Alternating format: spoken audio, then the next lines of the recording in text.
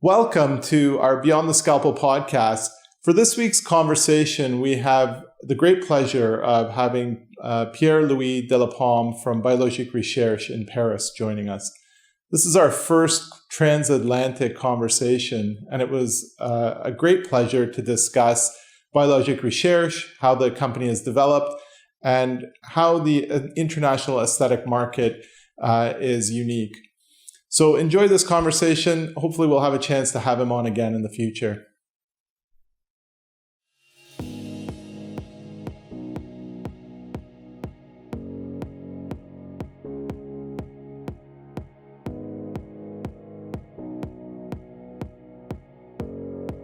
Hi, Pierre, are you there? Can you hear us? I'm confined in France. Yeah. But apart from that, everything is under control, at least I hope.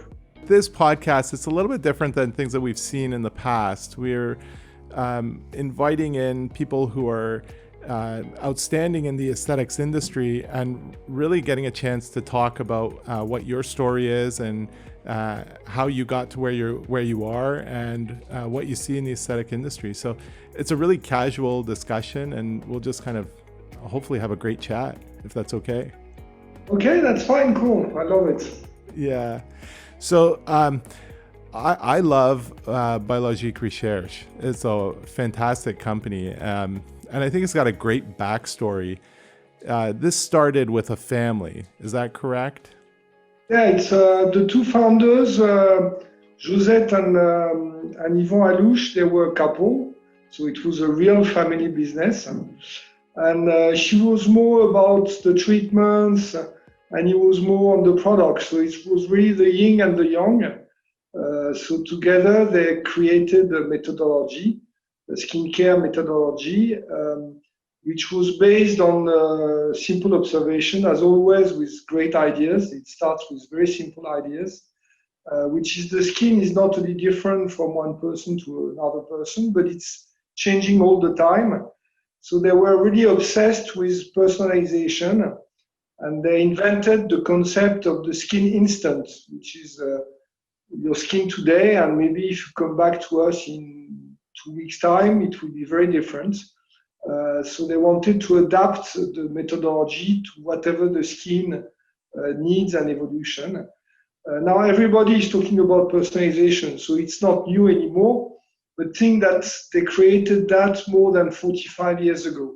So they were really visionary, and we were lucky enough to have time to build with innovation, research on that very simple concept, but very complicated as well, of personalization for skincare. So that's the story of the founders. Yeah, I like the story because it seems like these days everyone's dream is to start a skincare company. In this industry, it seems like the natural extension to a lot of people who are in the industry and feel like, well, let's just start our own skincare line. And here's a couple who, 40 years ago, had this thought before really the industry had taken off, I guess. What do you think made them really want to do that, and what do you think made them unique in being able to establish such a good company early on? Yeah, first of all, if you take a little step back, that was just after the Second World War. So the economy was really booming, middle class was developing everywhere. So you had a lot of entrepreneurs in the beauty industry. Clarins was the same generation, Yves Rocher. In the US, you also had a lot of creation. So that was a period of creation, development. The economy was really good. So they were not the only one. What I think is a common point with all those people, and of course I know more the French creators than the US one, is that they had passion. Okay, of course they wanted to develop their business, but a lot of creation today are kind of money driven, Not all of them, of course, but at that time they really had a vision, a passion, and this is what made them successful, because they really worked their passion to the extreme, and that was what made all those brands big brands and successful brands. Everyone in its own positioning and story. Josette was a physiotherapist, so that was her kind of expertise and passion by training. And Yvan Alouche was more a biologist, so he was more into skin, into products. So that was their kind of academic background, which explained why they developed that. And they started with patients in the kind of medical environment. Now, again, at that time, the separation between beauty medical was not as regulated as it is today. So they were very much in contact with the medical world and experts. And this is why they always started with the skin, and we still do today, before searching, the last magic bullet in terms of ingredients. And that was really how it all started, understanding the skin and developing a methodology that was making the skin better for a longer time. So that was the origin of their expertise. And the son of the founders, Philippe Alouche, is a medical doctor. He's head of research. So there is a kind of, family tradition that is continuing. And Yvan was a chemist, is that right? Yeah, biologist, chemist. So his academic background was biology, and then he was, the person who was developing the products, creating the products. Yeah, I imagine this scenario that she'd come home and tell him what worked, and then he'd go to the lab and work on something. Is that how it would? Is that how it was? I think and this is why we are a pure professional brand. It's the yin and the yang. So it's kind of creative interaction between, you have patients, you touch them, they talk about their skin problem, then you come back home and you say, hang on, my friend or my customer, she has that kind of problem, and it comes on and on again. Can you look at what kind of ingredient formulation could help? And this is how when it's a small family business, because I know everybody is saying that, but they literally started in their kitchen, because cosmetic is very close to cooking. So, but it was like permanent interactive process. And even after a day of work, when you come back home, you are still working, creating, and sometimes they were cooking, the new recipe for the new product. So this is how it started. Yeah. When I think of BR, we talk about this a lot. The BR has a very distinct philosophy. It's very different.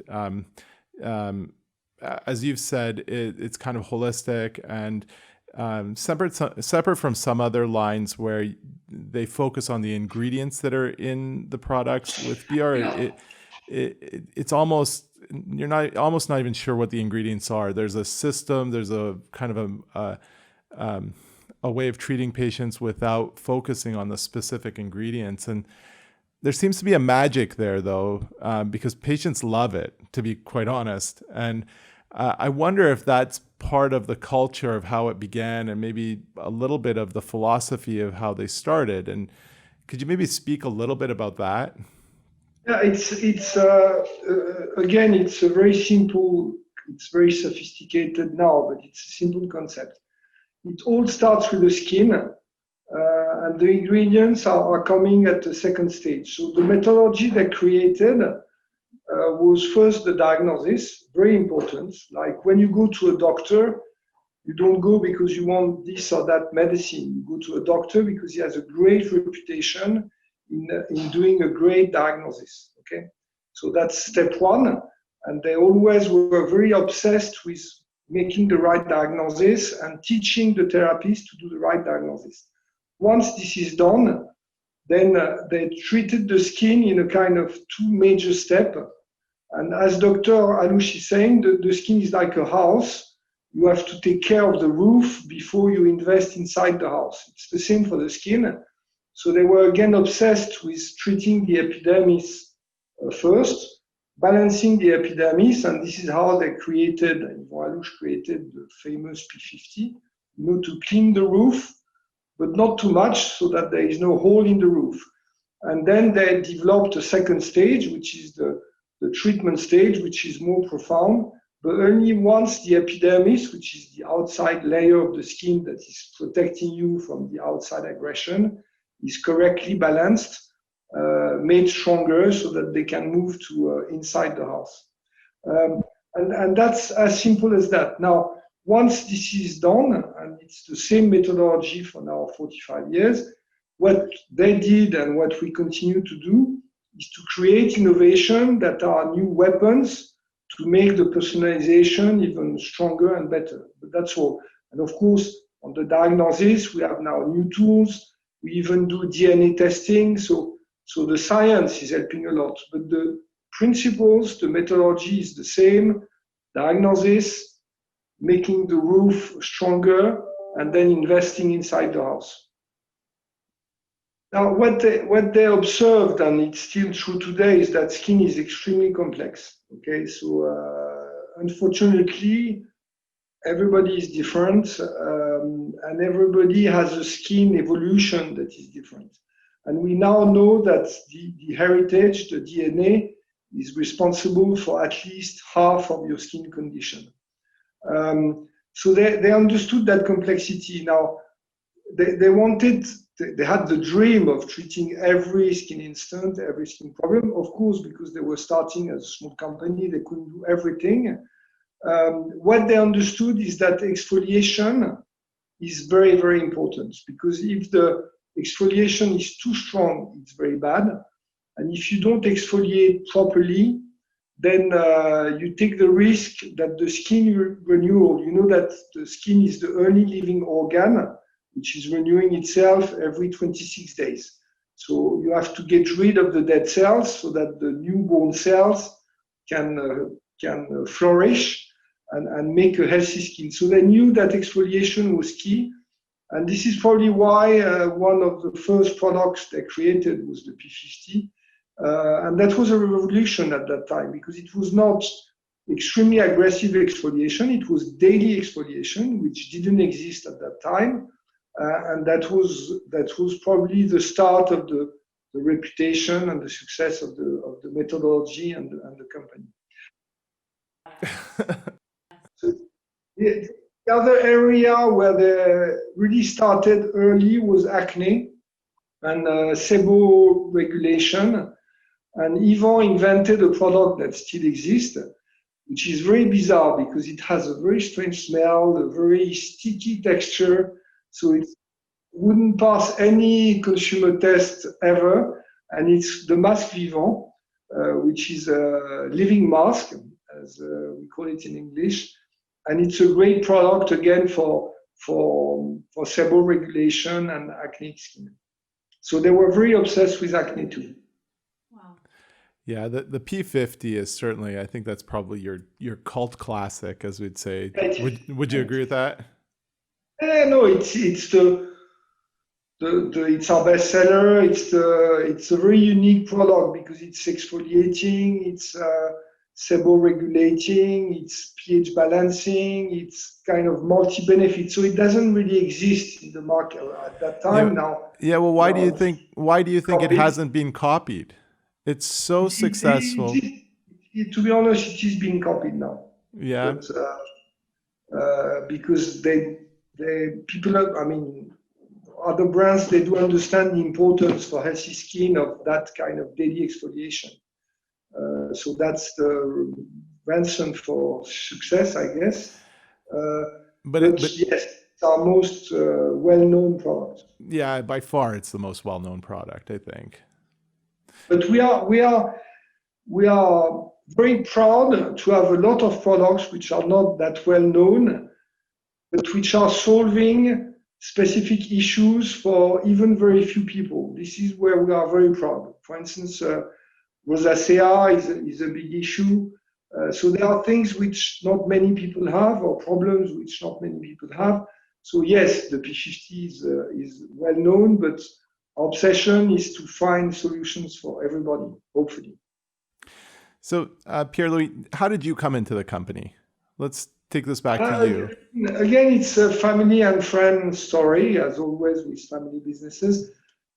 So unfortunately, the founder passed away very suddenly. He had a heart attack, so passed away when he was quite young, actually, he was 62. And then the founding family wanted to partner with people they could trust because they wanted to move forward, of course. Dr. Alouche is a very creative guy, but he was not so obsessed with, developing the business or the brand. He was more into the creation of product and procedures. And my wife was the best friend since they were 11 years old of my partner today. So, and their family knew the Alouche family. So we kind of came together in a kind of natural way. I was in the cosmetic industry for more than 20 years. We were friends and we knew the family, and this is how we had the opportunity to become the new, partners of the company and the new CEOs as well. I worked for Unilever in the cosmetic part, not for many years in Europe, in Asia. I started Unilever in Vietnam as well.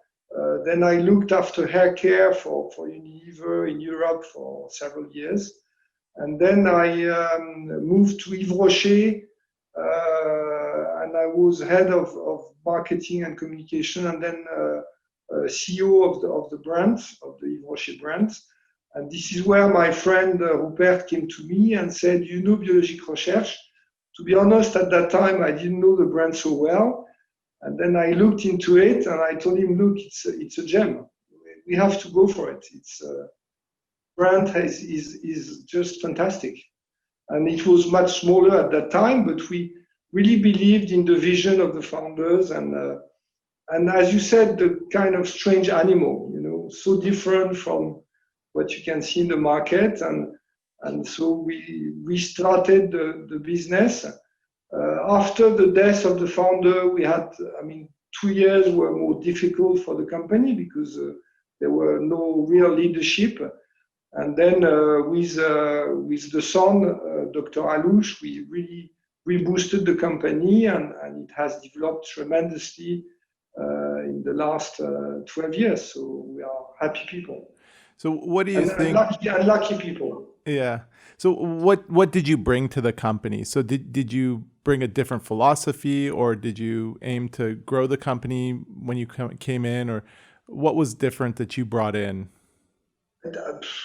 I think the only thing we did well is take enough time to understand the DNA of the brand. Okay, because there are many occasions where you see brands which are mismanaged because people come with their own ideas and they don't take the time to dig into what makes a brand successful. So we took that time, and then we tried just to boost what was great about the brand, which is product innovation, training, so important, making sure our network is trained and we have an excellent network of professionals. Opening countries, because when we started, we were in 30 countries. Now we are in 85 countries. So in kind of 13 years, it was a lot of international developments. So product and methodology innovation, geographical deployment, and training. You mean training of your distributors or training of your staff? No, training the professionals, so directly or through our distributors.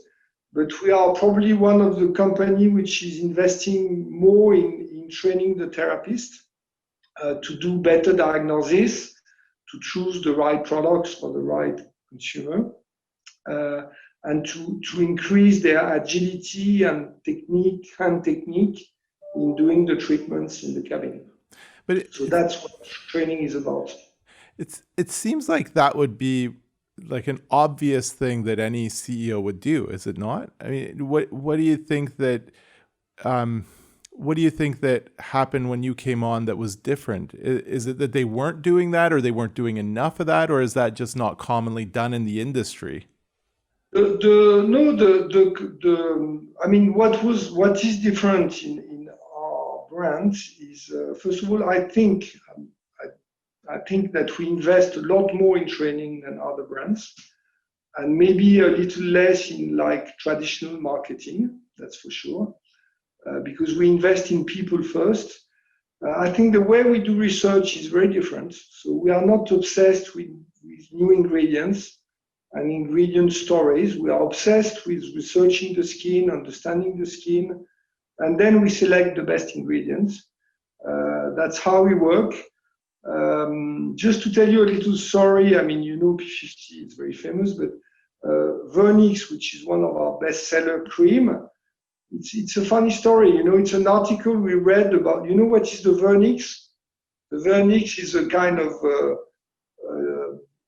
whitish layer has the baby to protect in the mother from the amniotic fluid. Okay, because to be honest, the baby is having a bath of 9 months. So imagine you have a bath of 9 months, your skin is going to be damaged. So nature is great because they created that layer to protect the skin of the baby.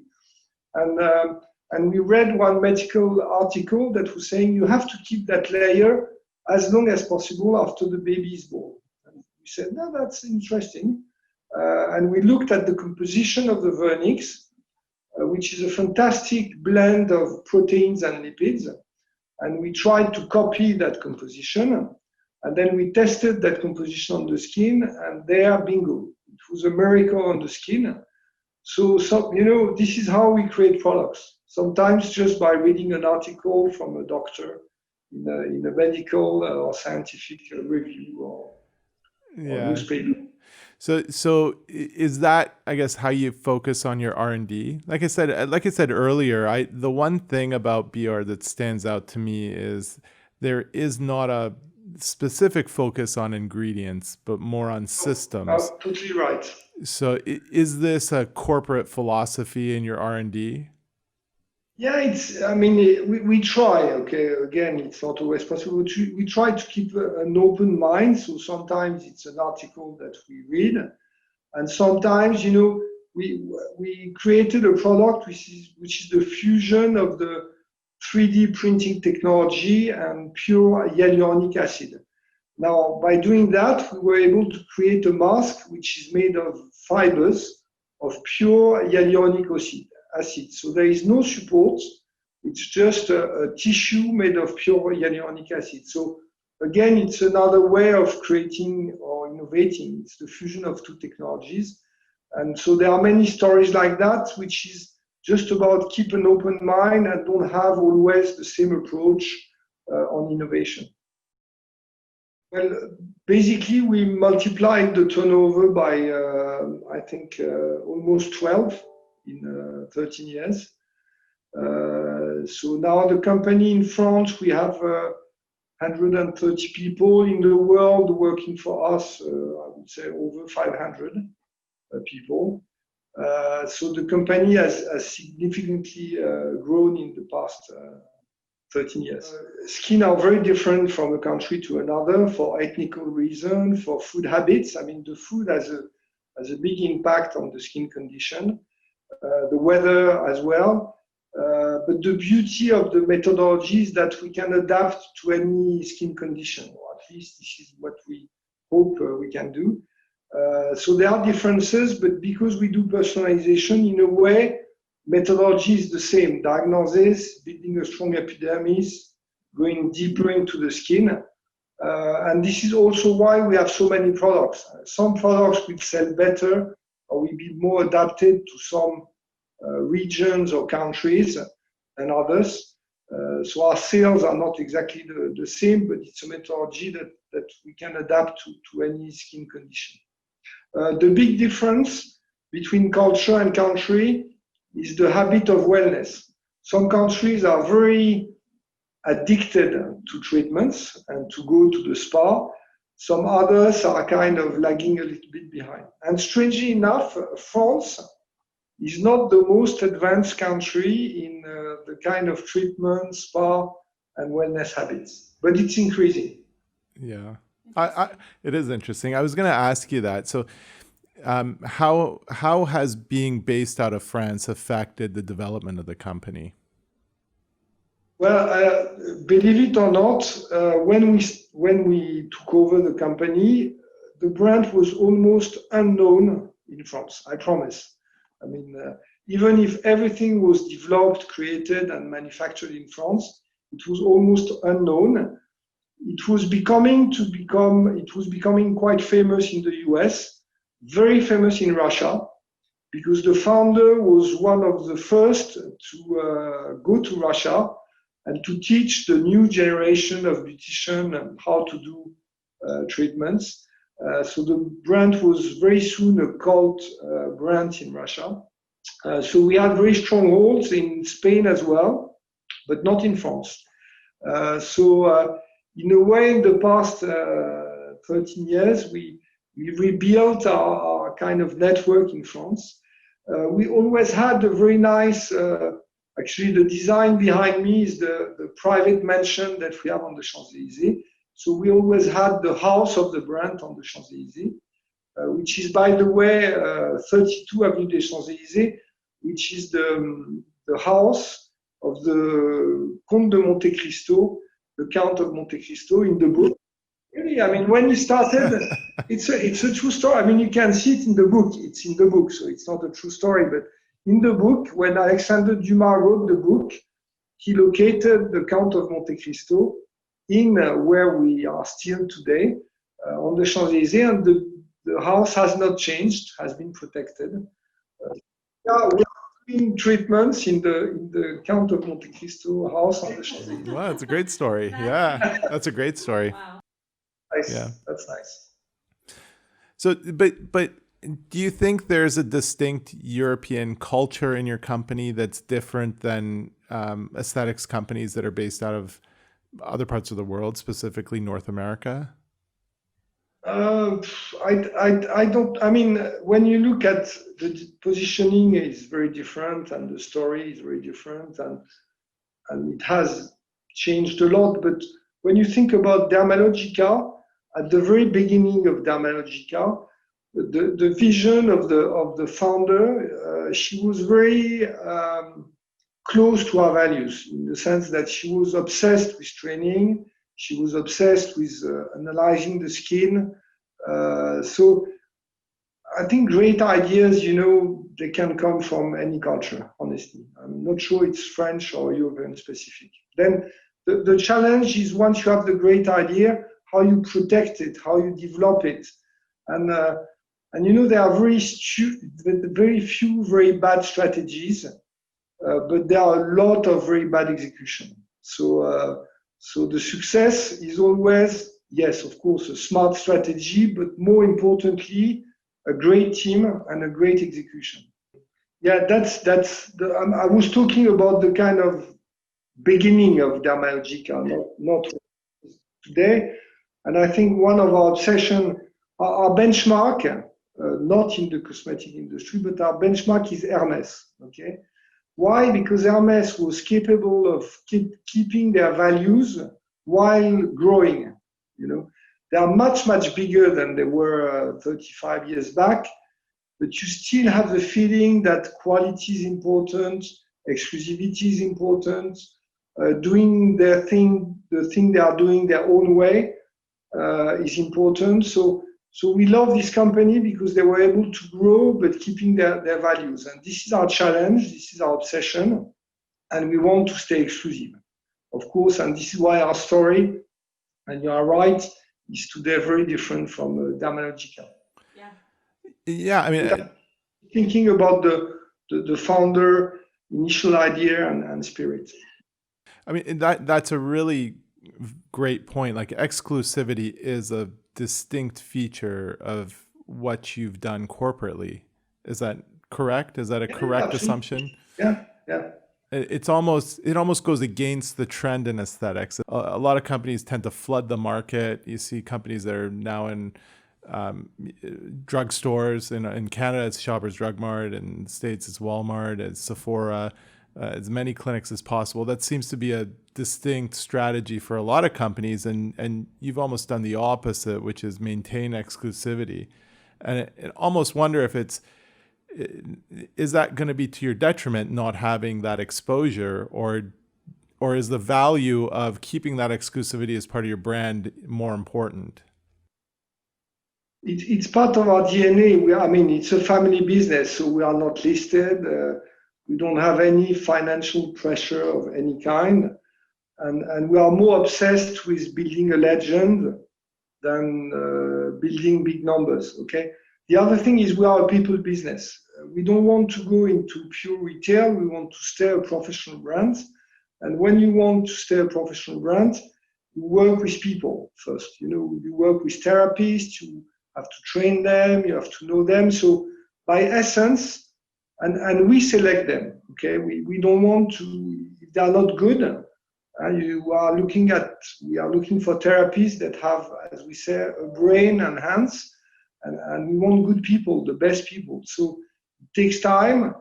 There are not so many around. So by essence, our network is going to be very controlled, and we will never be everywhere because this is not our DNA. This is not the way we do business. And yes, you are right, we could be much bigger, but we prefer reputation over size. What probably makes us both different and probably, our customers loyal is the customer experience. And and we are very lucky, because there are not many businesses or brands where the customer will stay over an hour in a customer experience. It's amazing. I mean, when you think about it, and this is where we are lucky, and we want to keep that, and we want to stay with that, and that's the customer experience. Yes, you are right. It's probably the most important part of what we are doing. Yeah, it's interesting. When I was thinking about this, and even in talking to you, a theme that comes across consistently is that you tend to go against the trends that a lot of other companies are going towards. And I don't know if that's just your personality or the personality of the company, but you're not necessarily swayed by the usual market forces that a lot of companies tend to be focused on. No, it's true. That was already the case for the founder. He didn't want any perfume because he thought it was completely useless for the quality of the skin.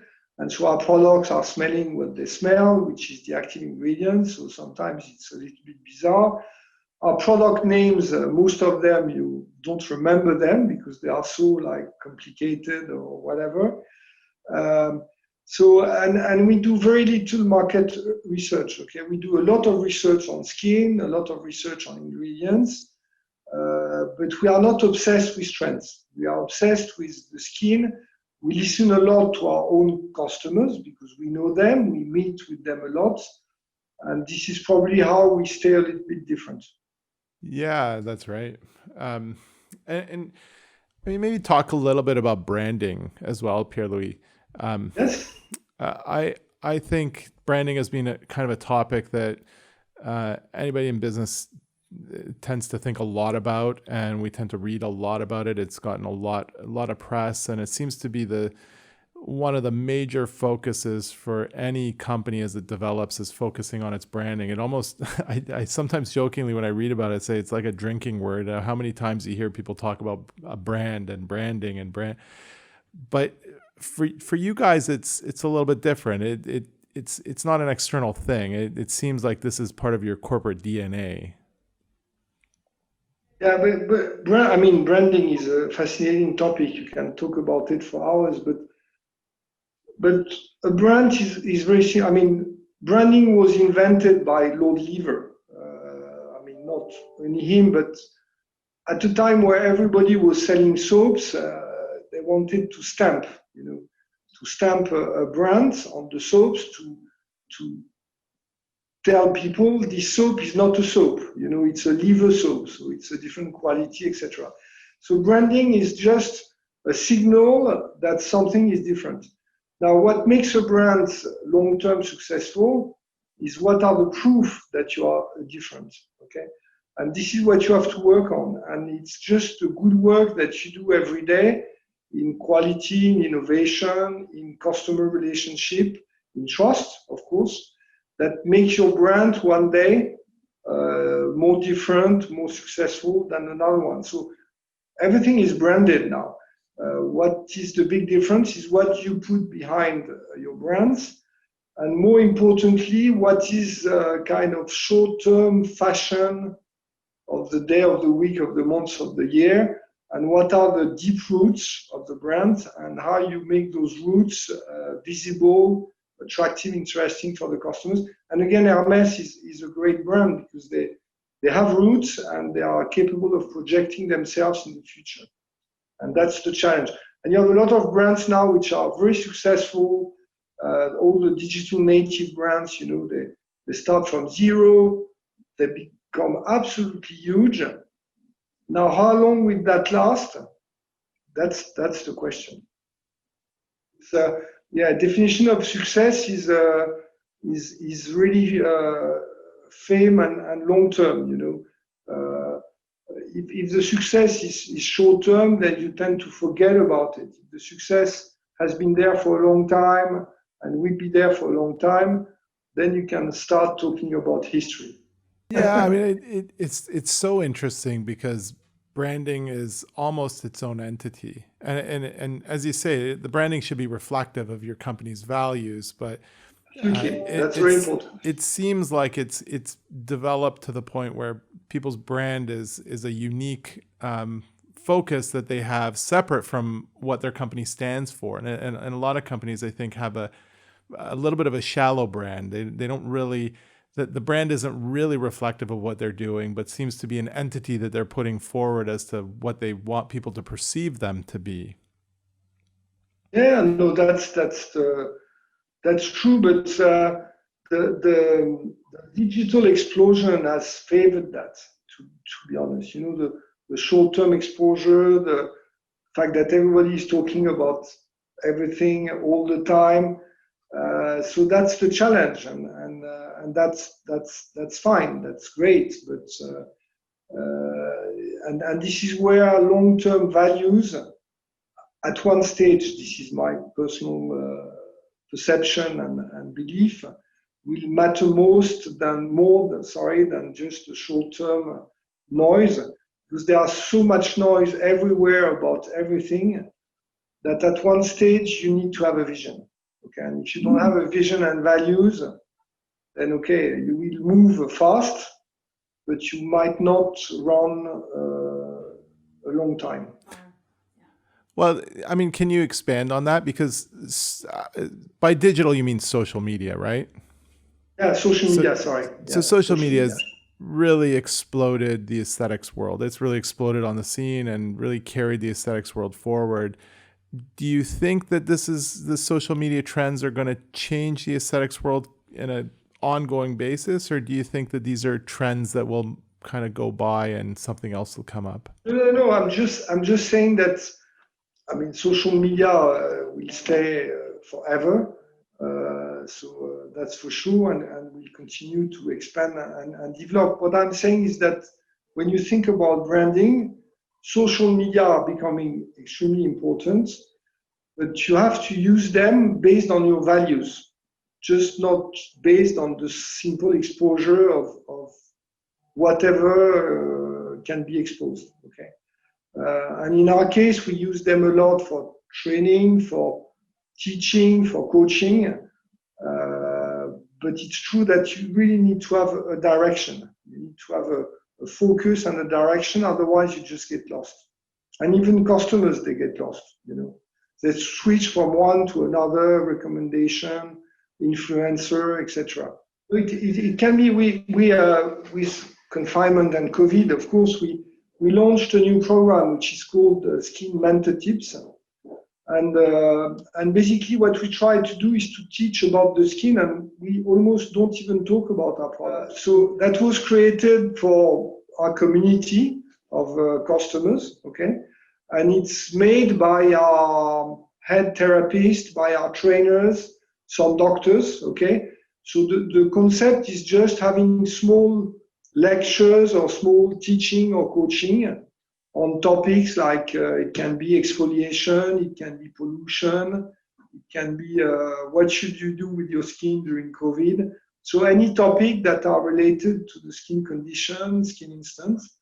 But we don't always talk specifically about our products. The purpose is just to share the knowledge, and it's not advertising, it's not selling. We don't sell the products afterwards at all.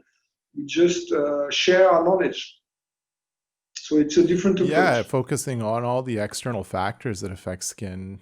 It's funny that as a skin company you talk about the non-topical factors on skin health, but it's true. Those are major influences, right? Nutrition has a huge influence. It's extremely complex, to be honest, but yes, it has a huge influence on the skin condition. But to really understand what it, I mean, we are now there are an area of research which is fantastic, which is again personalization on nutrition, because we know there are good and bad food, okay, but the fact is we don't react the same way, and some people will react very badly to supposedly good food, and which is unfair. Some people will react very well and transform very well bad food, okay. So the future in research is really about, like for skin, the personalization, the understanding of how do you transform ingredients in your own body in a different way. And this is all the research on the microbiota, which is fascinating. Very fascinating. Wow. Yeah. It's interesting with social media. I think it's really increased the education of the average consumer that's looking at skincare ingredients. But again, I go back to this thing where it seems like people are really focused on specific ingredients. And so how do you as a company engage that with social media and customer education without having such a distinct focus on ingredients? Well, first of all, I mean, and that's very normal. We try to be as transparent as possible in the sense that whenever people ask questions about what ingredients do we have in our products, are they good or bad, what is the benefits, we try to answer as transparently as possible and as quickly as possible. So we don't use ingredients to advertise or to sell our products, because we are selling benefits first before ingredients. But we try to be very transparent, because people now want to know what is in the product, what is good or bad. And there is a lot of education that we also need to do, because there is sometimes a little bit of confusion. The best example is food allergies, okay? If people are allergic to some food, they think that if the ingredient is in a cosmetic product, it will damage their skin or even their body, which is not true, because it will not penetrate. So again, on ingredients, there is a lot of education to be done. And the other thing is the poison is made by the dose, okay? So again, some people think that some ingredients are not good, but it really depends. If it's like 0.01%, it can be very good for the skin, and they are right. If it's 5 or 10%, it's very bad. So that's a challenging issue, because people don't always have the time or the interest to listen sometimes to almost chemical lessons. So we have to keep it simple but transparent. Well, it's great. It's it's a family business. It's a team of passionate people, so they are successful, so they have the feeling of building something unique. So to be honest, it's great. I mean, of course, we are like everybody suffering from COVID because it's a relationship company. So we love to meet, we love to hug, we love to exchange, and this is becoming a little bit virtual for the past, I would say, almost a year now. So that's the difficult part. But it's a real. I mean, it's a team of passionate people in 85 countries. Every time we gather together, it's great. It's great. It's no. I mean, we are lucky. We are lucky people. Wow. Pierre, what do you see as the global trends coming up? So if you look, you're in 85 countries. Clearly, different regions of the world have different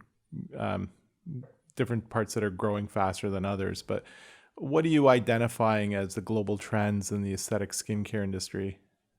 There is one trend which we benefit from, obviously, which is personalization. I mean, I think that more and more people are looking for solutions that are suiting their needs.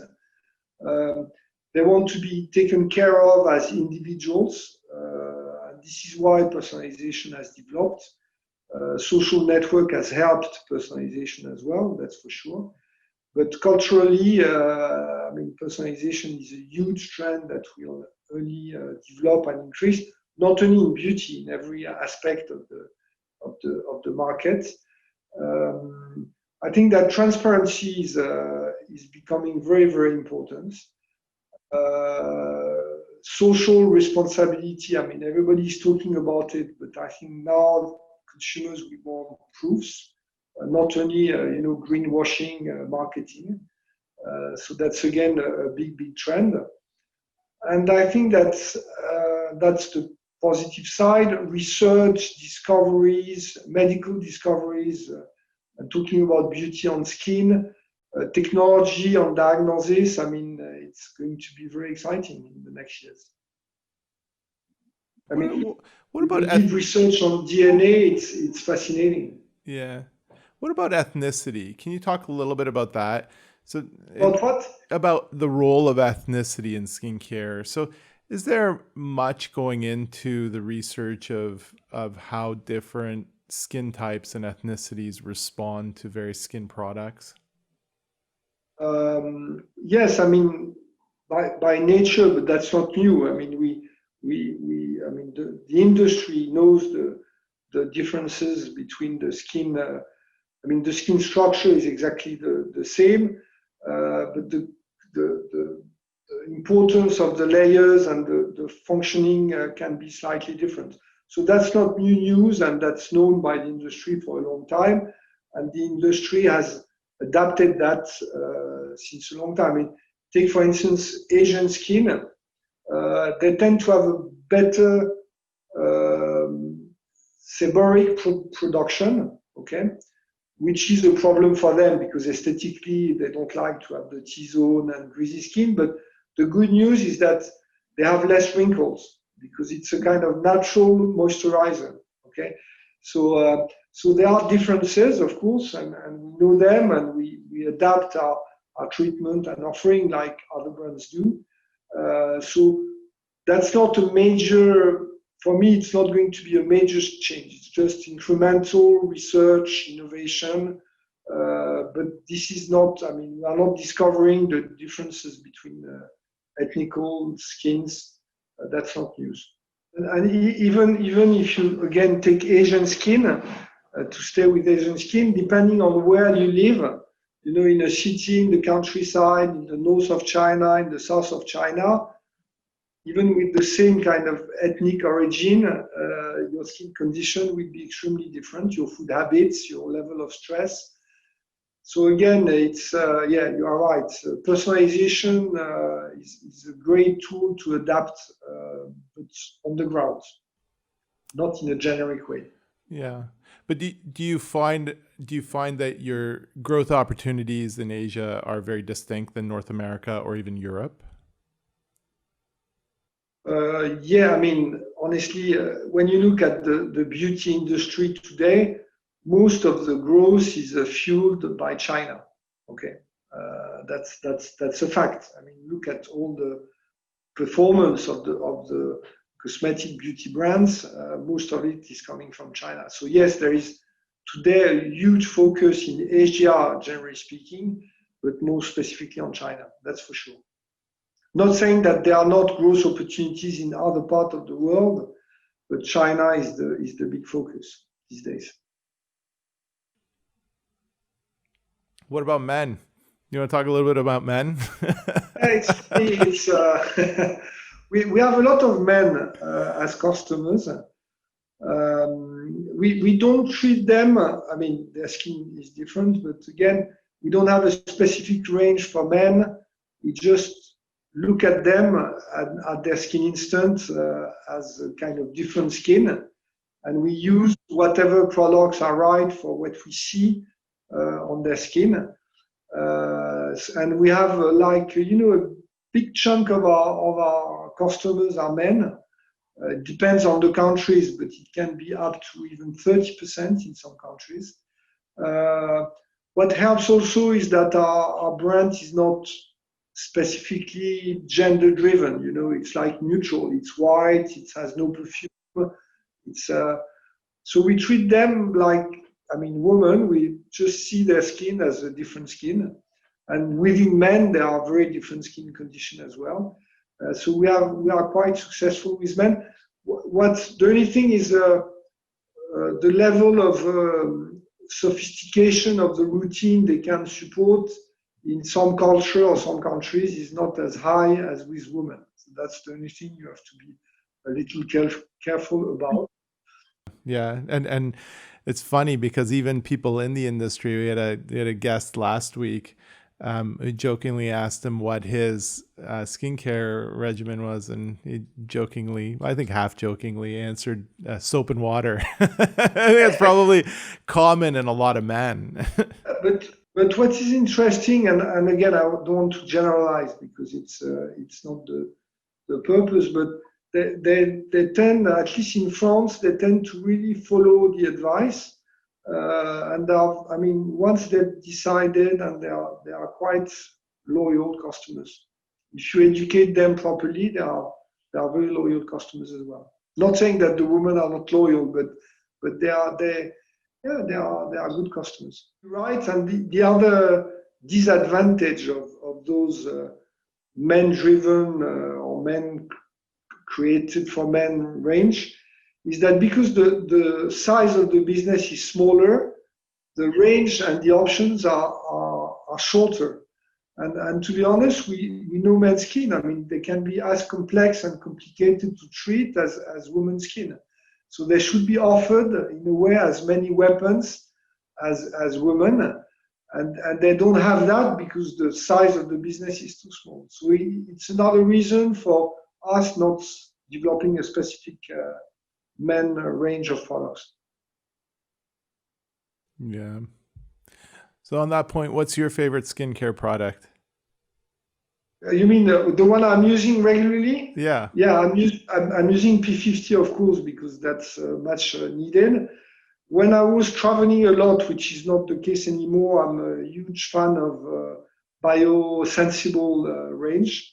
So it's good because it's good on hydration and good for sensitive skin. And when you travel a lot, you tend to kind of have a more sensitive skin, probably due to jet lag, to food, etc. You don't see that, but I have kind of dark circles. So I'm using a serum oligoprotein marine on dark circles. So that's my kind of favorite products. And I love Vernix. Vernix is just amazing.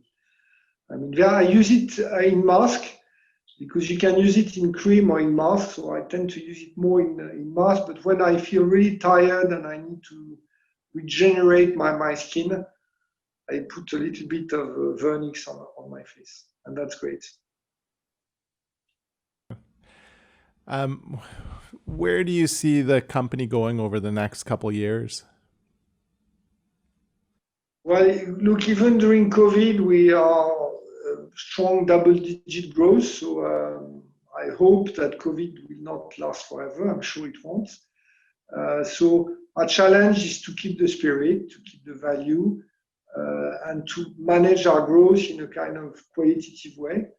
And the challenge is people, is finding the right people everywhere, good people in our team in Paris, keeping them, motivating them, and in our network as well. So as long as we can keep our reputation, we're happy to grow. But the challenge is to grow without losing our quality and focus. That's the challenge. Okay, we've got a couple hot take type questions to finish this off here, if that's okay. So how do you stay balanced in life? Good question. I have a lot. I'm not an expert in anything, but I have a lot of hobbies. Okay, so every time I can not escape, but at least balance my very busy business life with my hobbies, I'm happy. And because I have many, I can always pick up one that I can do. So it goes from gardening to sailing to skiing to art collection and auction. So that's how I balance my life, and of course spend time, but as anybody, with my family. My typical morning routine, my God, it's my wake-up call has to ring many times before I really wake up. With COVID, these days are very busy days because you have a lot of things to reorganize and everything. So I wake up at 7 usually. When I travel, it depends. I can wake up even earlier. Then what I love doing is reading the newspapers of the day. So that's why I try to save some time. I'm a very avid newspaper reader. So I try to read at least one, if not two, and that takes at least half an hour every morning. Mm. Who's been your biggest influence in this industry?